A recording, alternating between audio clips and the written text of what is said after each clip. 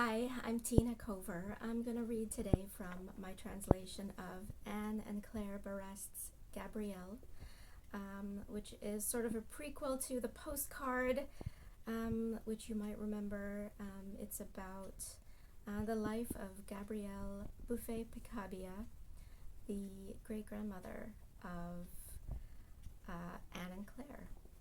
I'm reading an excerpt from somewhere toward the middle of the book, when Gabriële has just met the artist Marcel Duchamp.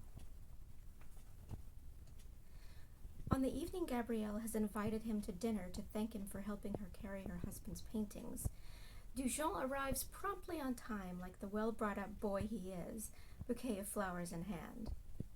The maid who opens the door for him is startled by his punctuality. She isn't used to the Picabia's guests showing up when they're supposed to. The young woman asks Marcel to wait in the lounge, making excuses on behalf of Francis and Gabriële, who are still getting ready as they've only just returned from the Jura where they've left the children with Gabrielle's mother.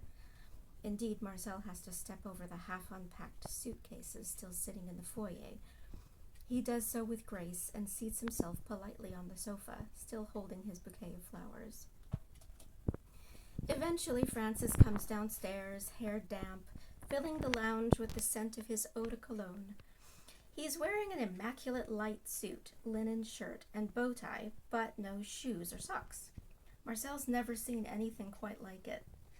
Francis pads barefoot across the rug as if everything is perfectly normal and pours the young man a glass of champagne, apologizing for making him wait.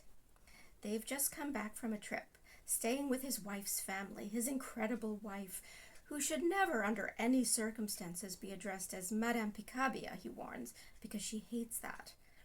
Francis describes the family vacation to Etival as though he and Marcel had been friends forever, with ease and familiarity as if they were just together last week.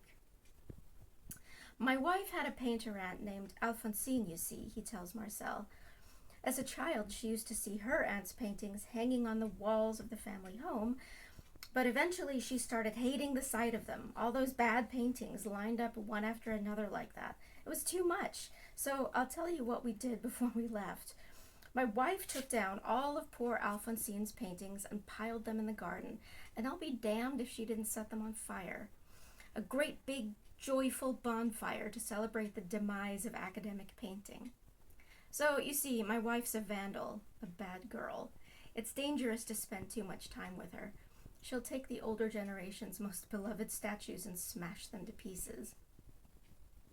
Francis steps closer to Marcel, who's listening, slightly overwhelmed, still clutching his bouquet of flowers, and refills his glass, which bubbles over, dripping onto the carpet.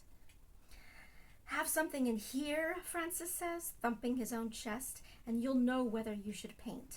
And if you want to be followed, learn to run faster than everyone else. On this note, Gabriële appears, asking Francis not to scare off their guest. Not yet, anyway. Dinner is served. Marcel hands his bouquet to the mistress of the house, who, instead of fetching a vase, puts it into a drawer.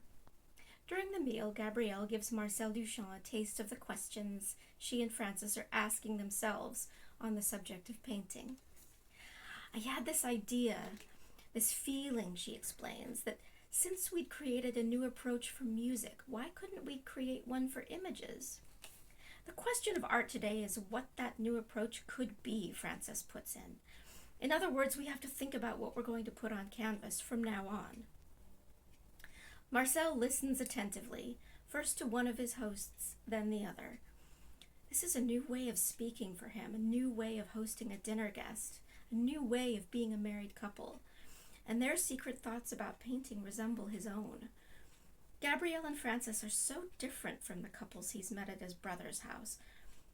When the dessert course arrives, Francis proposes that they go for a drive in his car. They could go to Normandy, or even as far as Brittany, or why not, all the way to Cassis? If they leave right away, they'll arrive in time to watch the sunrise. Marcel is speechless. Gabriële glances at her watch and reminds Francis that, unfortunately, they're expected at a friend's place. He'd completely forgotten. He asks the maid to take the desserts back to the kitchen. They've got to leave right away. All three of them.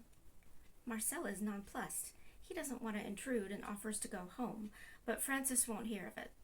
The evening's just getting started, he says, and Marcel is absolutely forbidden to leave them.